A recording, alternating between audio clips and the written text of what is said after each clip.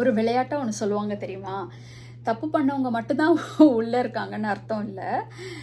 தப்பு பண்ணிட்டு மாட்டாதவங்களும் வந்து உள்ளே இல்லாமல் வெளியே இருப்பாங்க அப்படிங்கிற மாதிரி.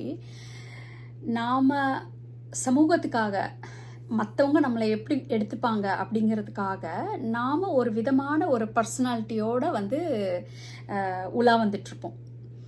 ஆனால் இது வந்து எப்போ வந்து நமக்கே தெரியாமல் நமக்கு உள்ளே இருக்கிற ஒரு நபர் வந்து எப்போ வெளியே வருவாங்க அப்படின்னா, நமக்கு ஒரு இக்கட்டான சூழ்நிலை, நமக்கு பிடிக்காத ஒரு விஷயம் நடக்கும்போது டக்குன்னு நம்ம ரியாக்ட் பண்ணுறோம் இல்லையா, நம்மளை மறந்து ரியாக்ட் பண்ணுறோம் இல்லையா, அப்போ தான் நமக்குள்ளே உள்ள அந்த விஷயங்கள் வந்து வெளியில் வரும்.